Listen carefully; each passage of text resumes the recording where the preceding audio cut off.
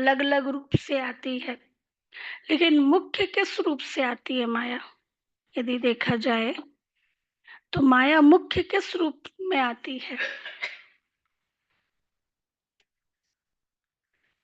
जो जो हमारे अंदर विकार होता है, किसी के अंदर क्रोध का संस्कार है, तो माया भी उसी रूप में ज्यादा आएगी। क्यों? जिससे कि इसका क्रोध का संस्कार और बढ़े और ये मेरा मुरीद बन के रहे। किसी का आलस्य का संस्कार है, तो ऐसी सिचुएशन आएगी आलस वाली, भाई बारिश हो गई अभी नहीं जाना, ठंड है। हम्म तो वो उस तरह की सिचुएशन फिर एक्सक्यूज इजी हो जाता है देना। तो उस रूप में, हाँ, उस रूप में ज्यादा आएगी, क्योंकि माया को अपना मुरीद बना के रखना है ना, उसको राजाई कायम रखना है ना। वो थोड़ी ना चाहेगी कि हमारी राजाई जाए और शिव बाबा और हम बच्चों की राजाई आए, तो मुरीद बना के रखेगी। और बाबा आज विशेष हमारा ध्यान खिंचवा रहे हैं कि बच्चे आप क्या बनो? रूहानी प्यार का सागर। ना, जैसे बाबा प्यार का सागर है, हाँ, बाबा स्नेह का सागर है, तो हम बच्चे भी क्या है? नदियां हैं। नदियां क्या करती है? नदियां सागर में मिल जाती हैं, तो उस स्वरूप में बन जाती है, सागर जैसा स्वरूप। फिर ये नहीं कह सकते ये नदी और सागर अलग अलग। नदी सागर में मिल गई तो सागर का रंग चढ़ जाता, वो एक हो जाती। तो बाबा कहते आप बच्चों ने भी बाबा से वो वर्षा लिया है, उसके रंग में खोए हो, डुबोए हो। तो अब वो रूहानी पवित्र प्यार ये अन्य आत्माओं को आकर्षित करता है। तो जो बाबा के बच्चे बनते हैं, क्योंकि दुनिया में तो प्यार का स्वरूप क्या होता है? विकार। ना, कलयुग में हर युग में प्यार की डेफिनेशन अलग है। सत्युग में संपूर्ण पवित्र प्यार। तो जब वो यहाँ देखते हैं, क्योंकि हम आत्माएं खोई हुई हैं, बाबा से प्यार लिया हुआ है, तो वो वाइब्रेशंस भी वो स्प्रेड करते हैं। उनको वो अनुभव होता है कि यहाँ पर ये पवित्र प्यार है, तो ये भी आत्माओं को खींचता है। हाँ, ईश्वरीय प्यार, रूहानी पवित्र ईश्वरीय प्यार, तो ये भी आत्माओं को खींचता है। तो बाबा कहते हैं ऐसे बनो, अब उस प्यार में समा जाओ। तो बाबा आज हमें सम्मान दे रहे हैं कि स्नेह के सागर में समा जाओ। अच्छा, और आज भी बाबा ने मुरली में भी बहुत सम्मान दिए हैं, तो बाबा से ही सुनेंगे। तो आज 27 तारीख के बाबा के महावाक्य। मीठे बच्चे, मीठे बच्चे, माया बड़ी जबरदस्त है। माया बड़ी जबरदस्त है, इससे खबरदार रहना, इससे खबरदार रहना। कभी यह ख्याल ना आए, कभी यह ख्याल ना आए कि हम ब्रह्मा को नहीं मानते। अब ब्रह्मा उस समय तो ब्रह्मा था, लेकिन जो भी निमित्त है ना, हम ब्रह्मा को नहीं मानते। हमारा तो डायरेक्ट शिव बाबा से कनेक्शन है। ये भी क्या है? अभिमान। इसलिए बाबा ने हमें जो निश्चय बताए हैं, उसमें किस किस पर निश्चय चाहिए? खुद के ऊपर निश्चय, बाप के ऊपर निश्चय, ड्रामा के ऊपर निश्चय, परिवार के ऊपर निश्चय, संगम युग पर निश्चय, अपने पद के ऊपर निश्चय, निमित्त के ऊपर निश्चय। बाबा ने जिसको निमित्त बनाया है उसके ऊपर निश्चय। तो ये निश्चय है। तो बाबा कहते हैं कभी भी संशय ना आए। अच्छा, प्रश्न है, किन बच्चों पर सभी का प्यार स्वतः जाता है? किन बच्चों पर सभी का प्यार स्वतः जाता है? जो सहयोगी होंगे, और जो रहम दिल होंगे, और सबको रिगार्ड देंगे, बाबा ने कहा, जो पहले हर बात को स्वयं प्रैक्टिकल में लाते। अभी कल परसों भी था ना मुरली में। हाँ, जो ओटे सो अर्जुन, ना, जो पहले हर बात को स्वयं प्रैक्टिकल में लाते, फिर दूसरों को कहते।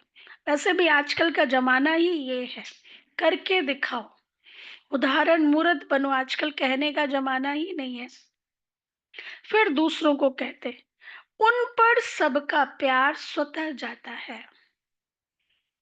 उन पर सबका प्यार स्वतः जाता है। ज्ञान को स्वयं में धारण कर, ज्ञान को स्वयं में धारण कर, फिर बहुतों की सेवा करनी है। फिर बहुतों की सेवा करनी है, तब सबका प्यार मिलेगा। तब सबका प्यार मिलेगा। अगर खुद नहीं करते, सिर्फ दूसरों को कहते, तो उन्हें कौन मानेगा? अगर खुद नहीं करते, सिर्फ दूसरों को कहते, तो बाबा ने कहा उन्हें कौन मानेगा? वह तो जैसे पंडित हो जाते हैं, है ना? वह तो जैसे पंडित हो जाते हैं। अच्छा, ओम शांति। बच्चों से बाप पूछते हैं, आत्माओं से परमात्मा पूछते हैं। यह तो जानते हो कि हम परम पिता परमात्मा के सामने बैठे। कहाँ बैठे हैं भाई सभी लोग? सभी कौन किसके सामने बैठे हैं? कौन सुना रहा है मुरली? बाबा। बाबा के सामने अच्छा, बैठे हैं। ये बाबा के साथ। बाबा को अपना रथ नहीं है। बाबा को अपना रथ नहीं है, ये तो निश्चय है ना। इस भ्रकुटी के बीच में बाप का निवास स्थान है। बाबा ने एक अव्यक्त वाणी में कहा था, शायद 2012-11 ऐसे कुछ, कि सुबह 7 बजे बाबा हर सेंटर पर चक्कर लगाता है। हाँ, जहां जहां मुरली चलती है, बाबा ऐसे नहीं, बाबा नहीं आता है। जब मुरली का समय होता है, बाबा चक्कर लगाता है, बाबा देखता है। तो बाबा ने कहा, बाप ने खुद कहा है, मैं इनकी भ्रकुटी के बीच में बैठता हूँ, इनका शरीर लोन पर लेता हूँ। आत्मा भ्रकुटी के बीच में बैठती है, तो बाप भी यहाँ ही आकर बैठते हैं।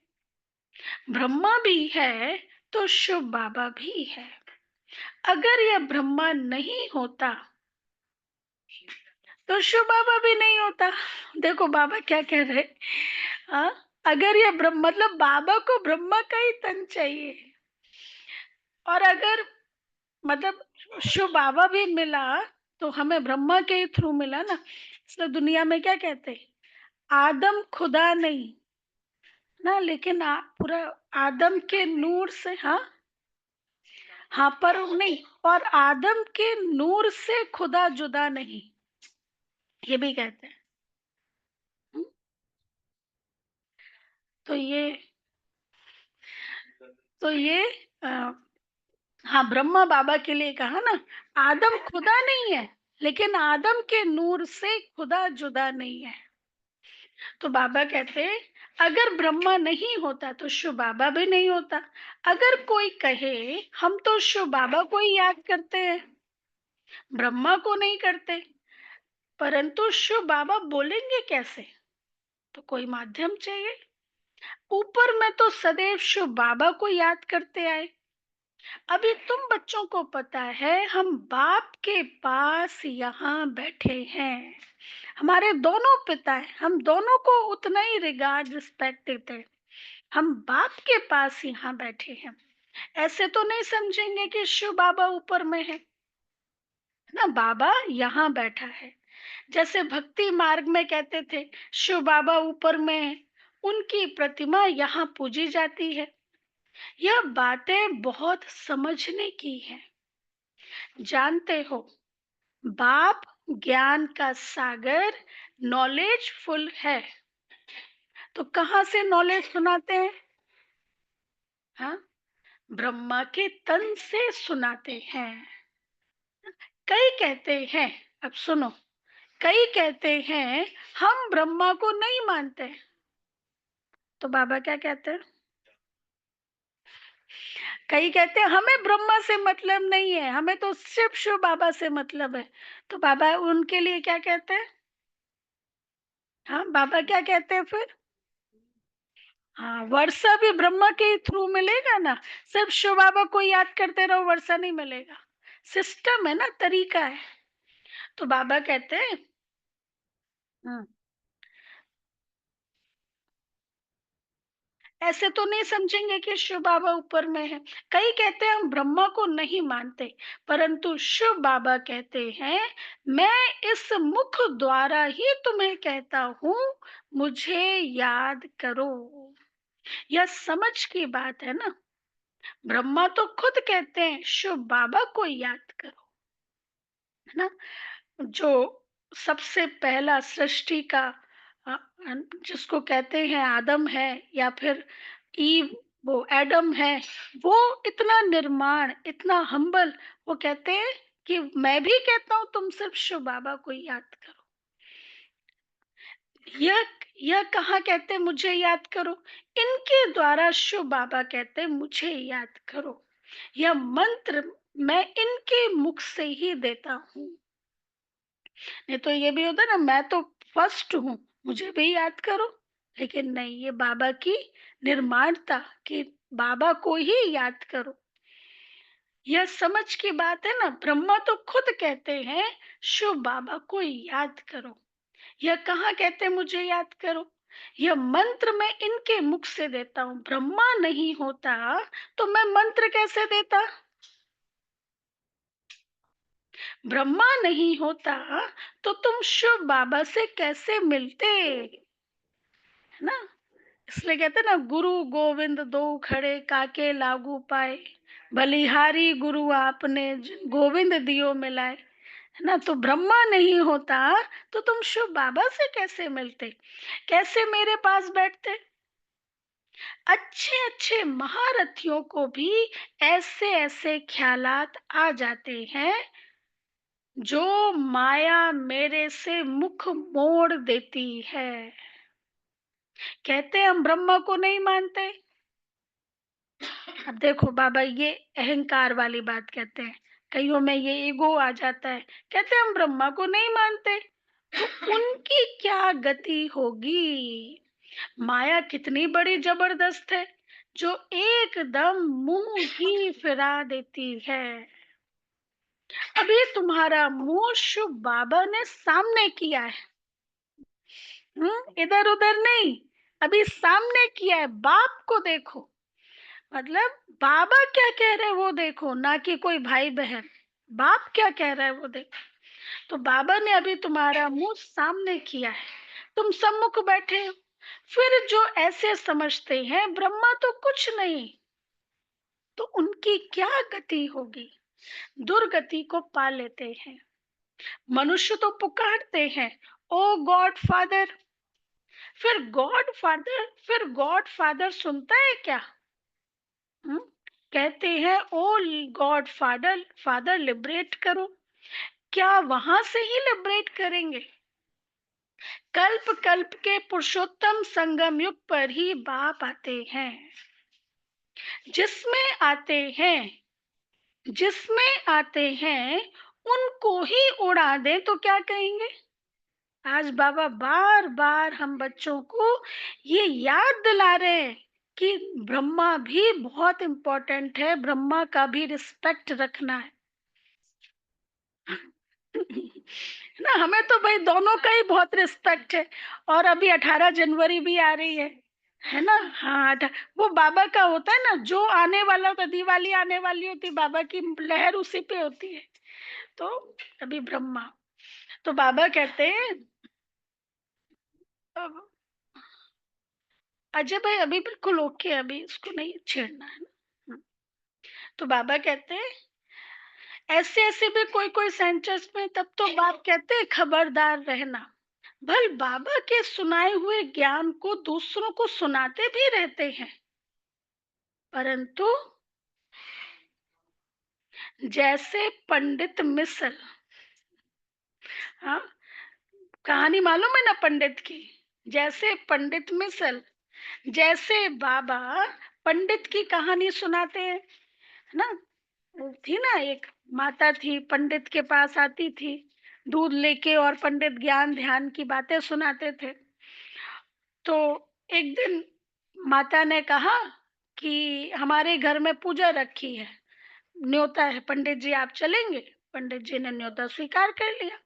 ठीक है, अब नदी तट पर पहुंचे तो माता जी ने कहा चलो, कहा पहले नाव तो बुलाओ, कहा आप ही तो कहते हो राम का नाम लो तो नैया पार हो जाएगी, वो भव सागर से पार हो जाएंगे, तो अभी चलो, उसने चल के बता दिया, है ना? और पंडित जी नहीं चल पाए, नहीं जा पाए।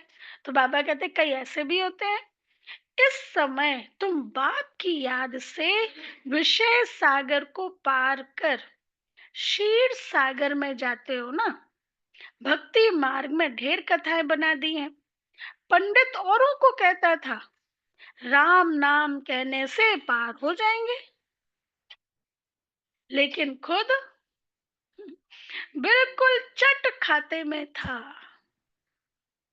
खुद विकारों में जाते रहना और दूसरों को कहना निर्विकारी बनो, तो उसका प्रभाव भी नहीं पड़ता है ना। प्रभाव उसका ही पड़ता है जिनके अंदर खुद की धारणा हो।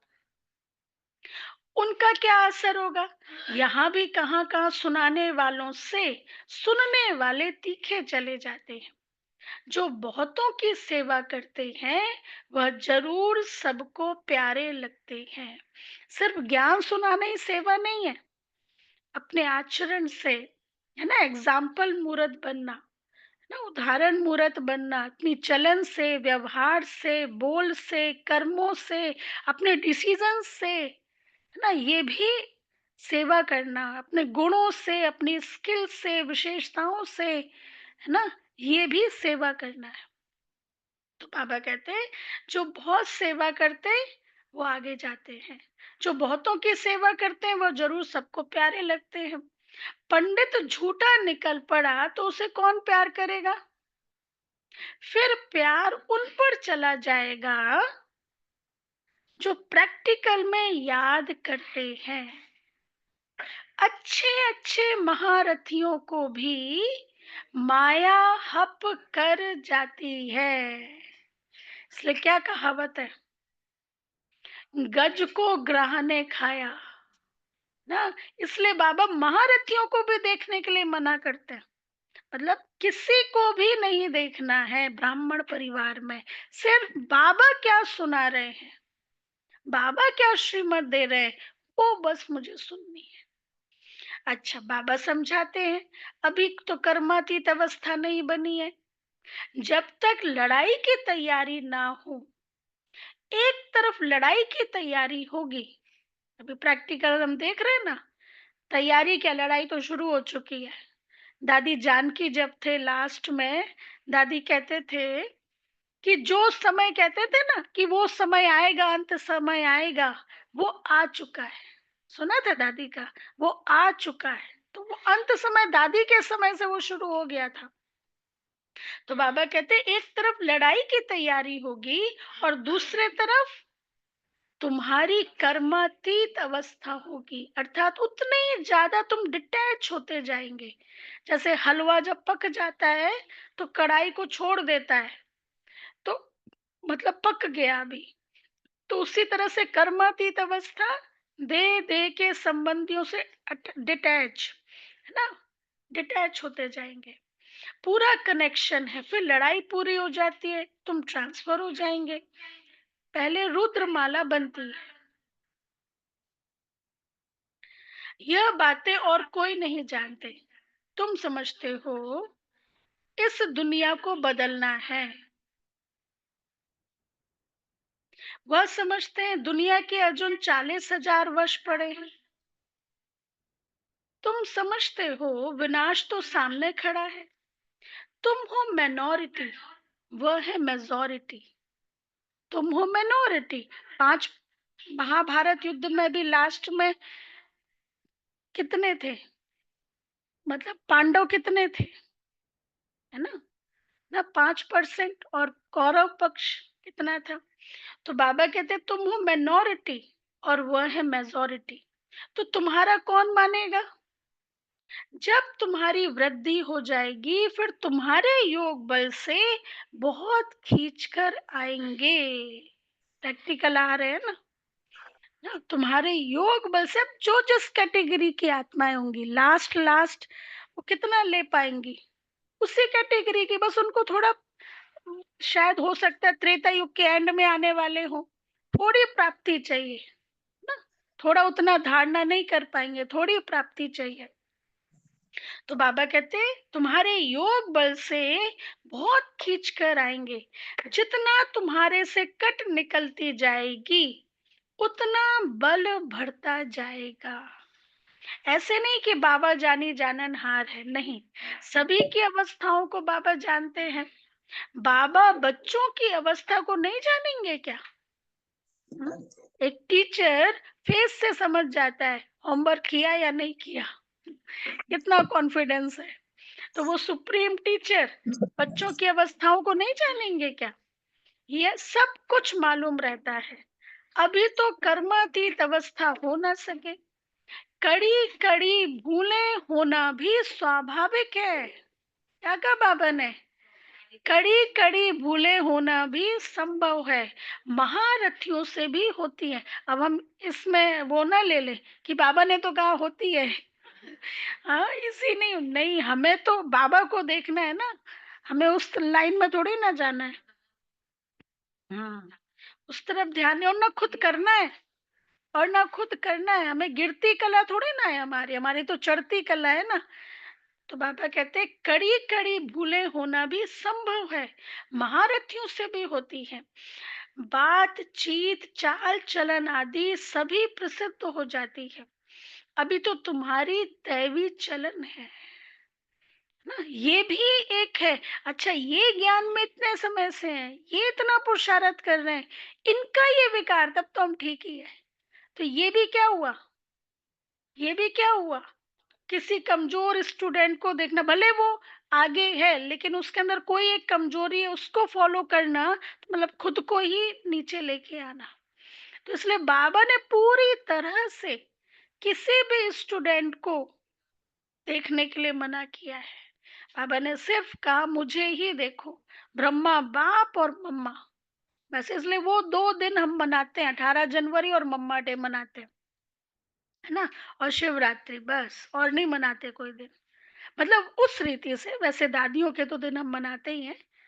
तो ऐसे, तो बाबा कहते हैं कड़ी कड़ी भूलें होना भी संभव है, महारथियों से भी होती हैं। बातचीत चाल चलन आदि सभी प्रसिद्ध हो जाती है। अभी तो दैवी चलन बनानी है, देवता सर्व गुण संपन्न है ना। अभी तुमको ऐसा बनना है, परंतु माया किसको भी नहीं छोड़ती, छुई मुई बना देती है। छुई मुई का पेड़ होता है ना, हाँ, टच मी नॉट, हाँ, उसको छुओ तो वो सिकुड़ जाता है, देखा है आप लोगों ने? लाजवंती भी कहते हैं उसको, लाजवंती भी कहते हैं।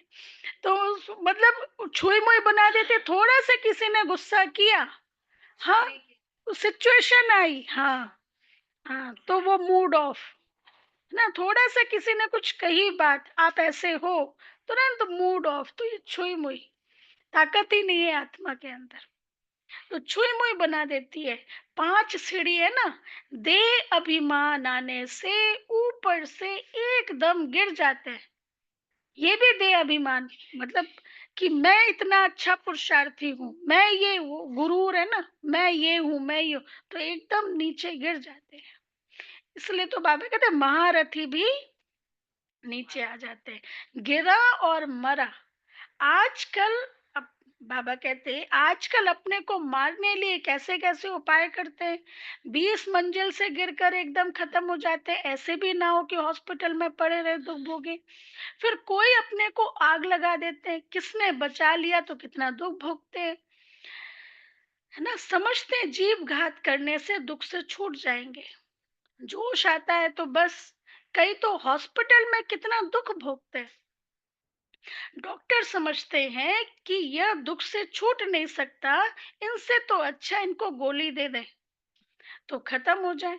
परंतु वह समझते हैं ऐसे गोली देना महापाप है ना। अलाउ भारत में तो बिल्कुल भी अलाउ नहीं है। हाँ, विदेशों में शायद।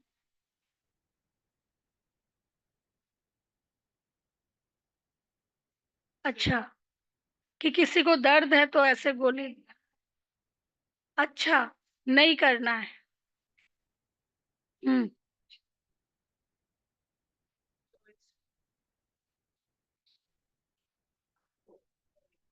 हुँ, हुँ,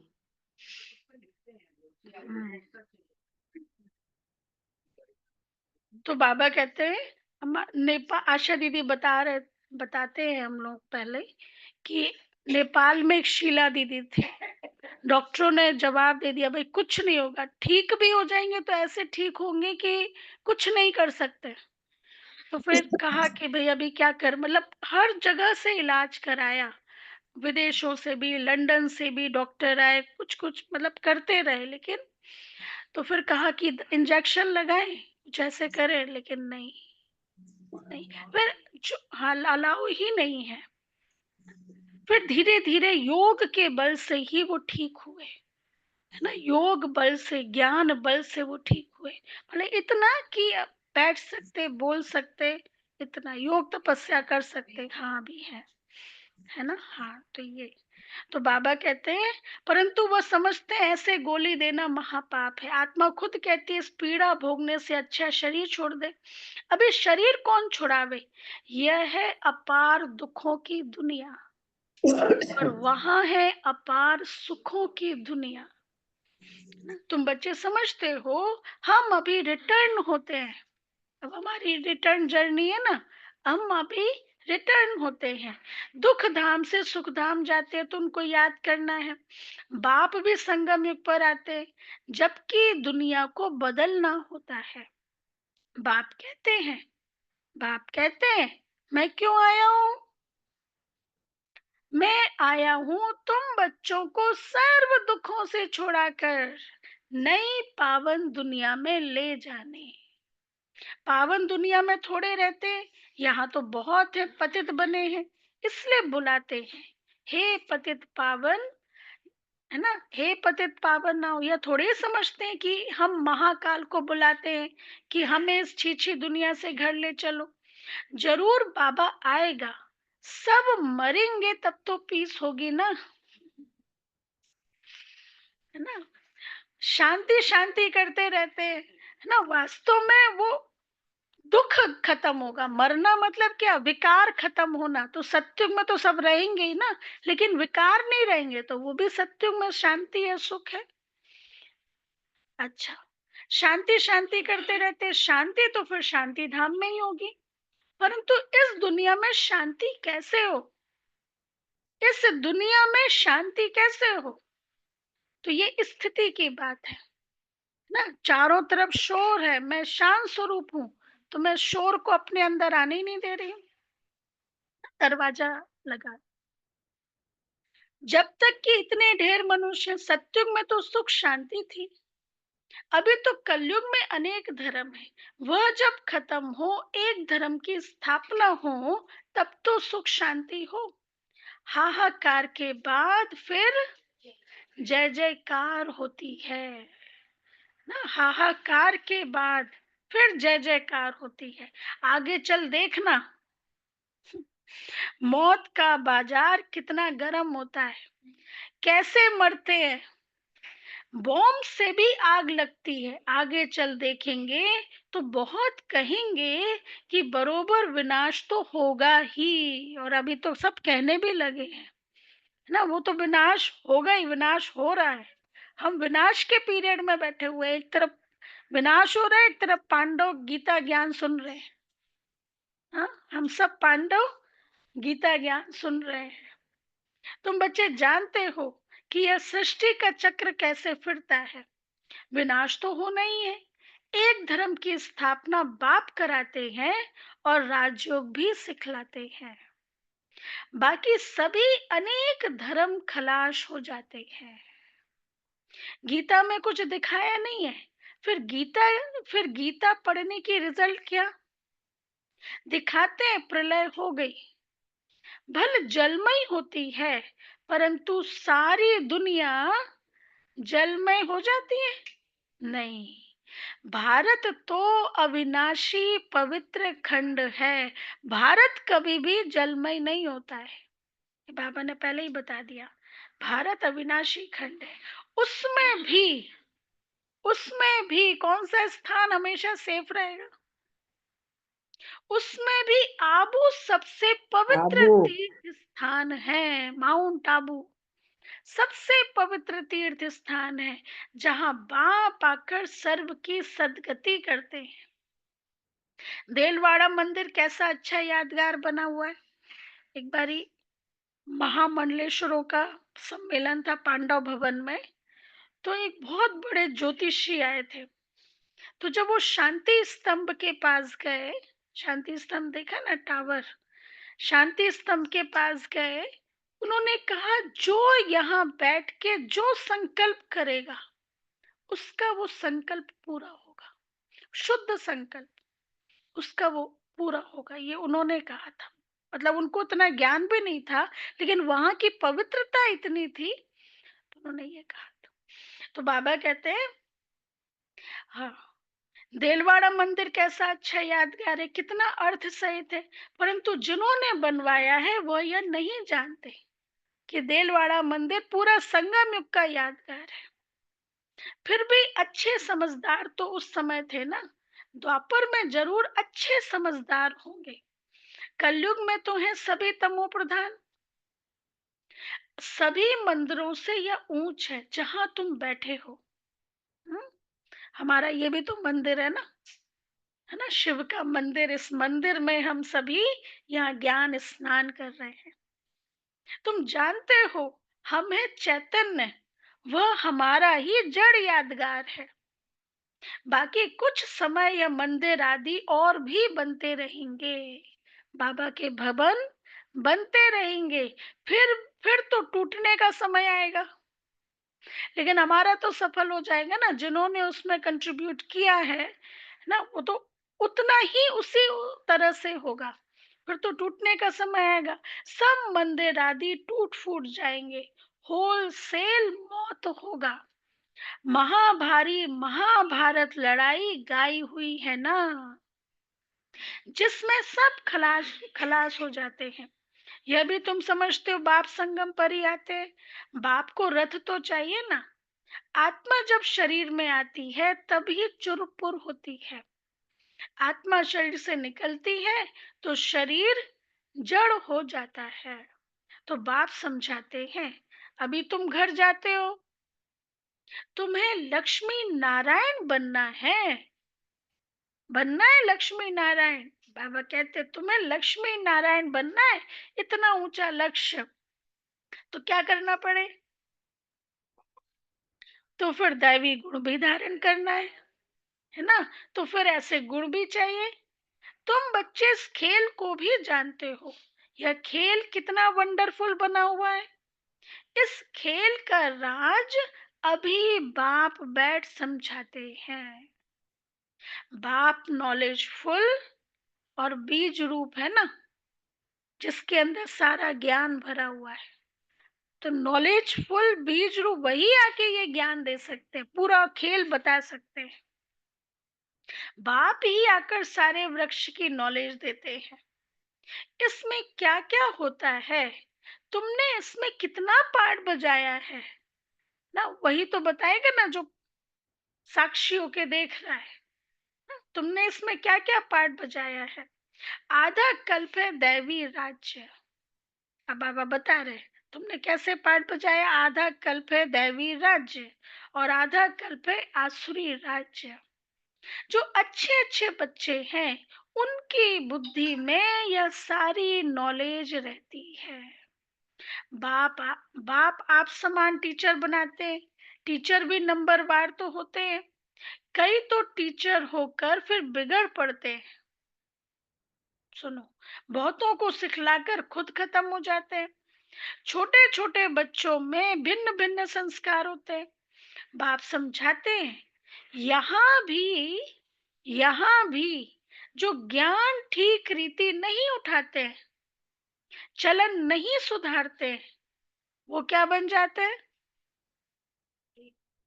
वो बहुतों को दुख देने के निमित्त बन जाते हैं। यहाँ भी जो ज्ञान ठीक रीति नहीं उठाते हैं, चलन नहीं सुधारते हैं, वो बहुतों को दुख देने के निमित्त बन जाते हैं। यह भी शास्त्रों में दिखाया है।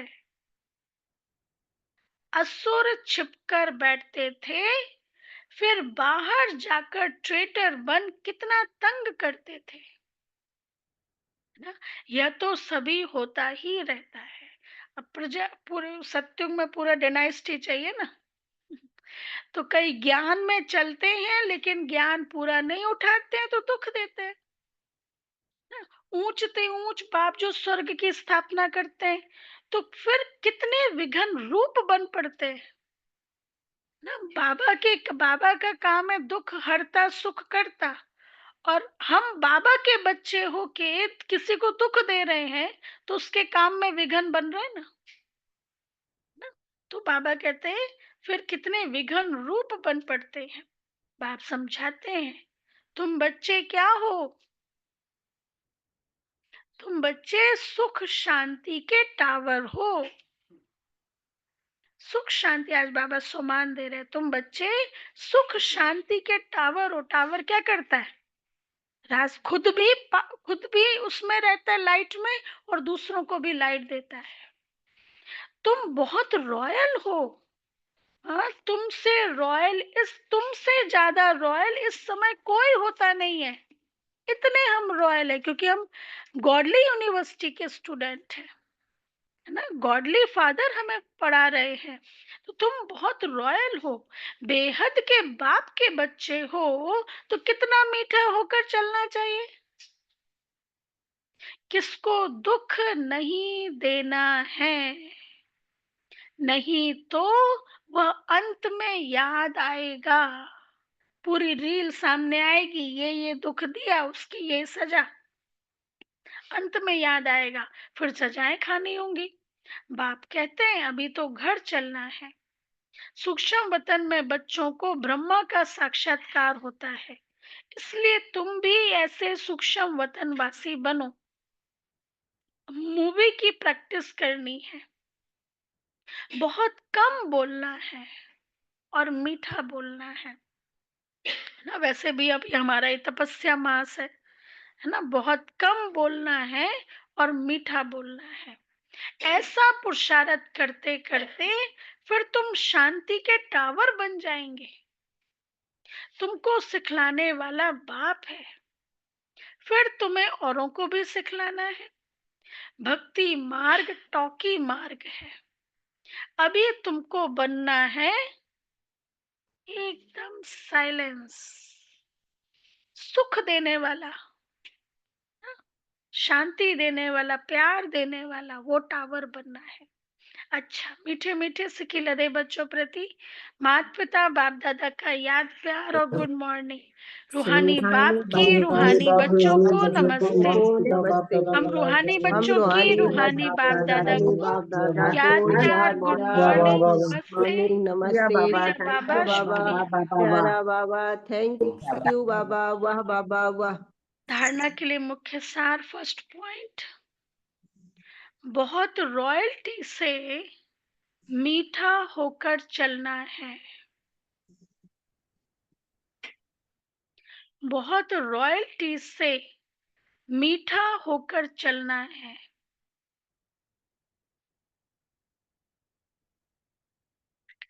शांति और सुख का टावर बनने के लिए बहुत कम और मीठा बोलना है। शांति और सुख का टावर बनने के लिए बहुत कम और मीठा बोलना है।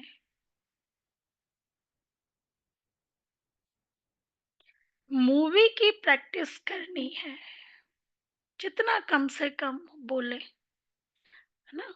साइलेंस में मूवी की प्रैक्टिस करनी है, टॉकी में नहीं आना है।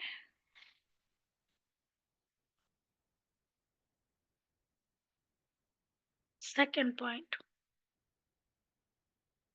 स्वयं की दैवी चलन बनानी है। स्वयं की दैवी चलन बनानी है,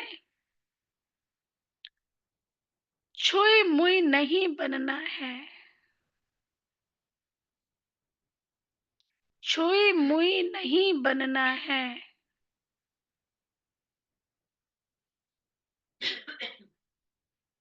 लड़ाई के पहले कर्मातीत अवस्था तक पहुंचना है।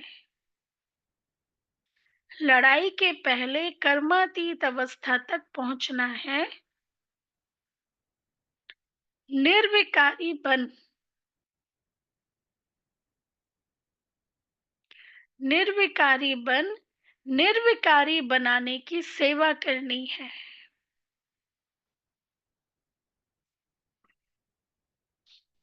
निर्विकारी बन निर्विकारी बनाने की सेवा करनी है। वरदान, पवित्र प्यार की पालना द्वारा पवित्र प्यार की पालना द्वारा सर्व को स्नेह के सूत्र में बांधने वाले सर्व को स्नेह के सूत्र में बांधने वाले मास्टर स्नेह के सागर भव। मास्टर स्नेह के सागर भव। डिटेल, जब स्नेह के सागर और स्नेह संपन्न नदियों का मेल होता है, तो नदी भी बाप समान मास्टर स्नेह का सागर बन जाती है। इसलिए विश्व की आत्माएं स्नेह के अनुभव से स्वतः समीप आती है। पवित्र प्यार व ईश्वरीय प्यार की पालना चुंबक के समान स्वतः ही हर एक को समीप ले आता है।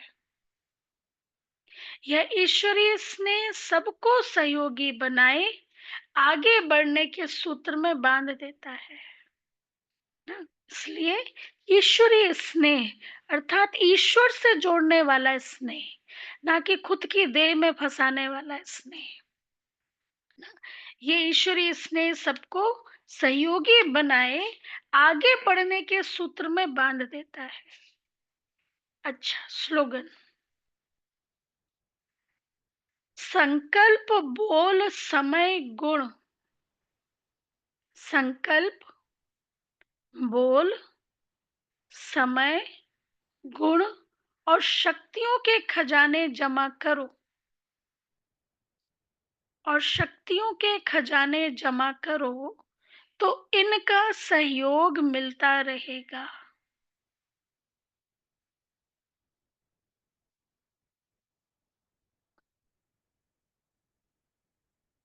अच्छा, अव्यक्त इशारे। आज 27 है।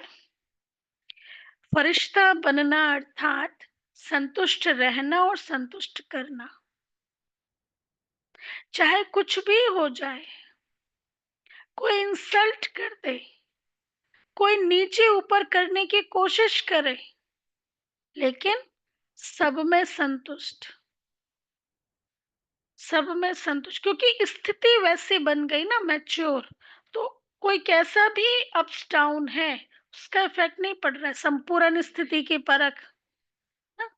तो कैसा भी कोई बाहर से कैसा भी कर रहा है, उसका फर्क नहीं पड़ रहा है, एक रस स्थिति है। तो बाबा कहते कोई नीचे ऊपर करने की कोशिश करे, सब में संतुष्ट। दाता के बच्चे दाता हो तो किसी भी बात में असंतुष्ट नहीं हो सकते हो, भरपूर हो। दाता के बच्चे दाता हो तो किस असंतुष्ट कब होते, जब अंदर से खाली है ना। तो आप तो देने वाले हो, तो ऑलरेडी आपने अपने आप को भरा हुआ है, तो किसी भी चीज में असंतुष्ट नहीं हो सकते। अच्छा, ओम शांति। अभी अनाउंसमेंट।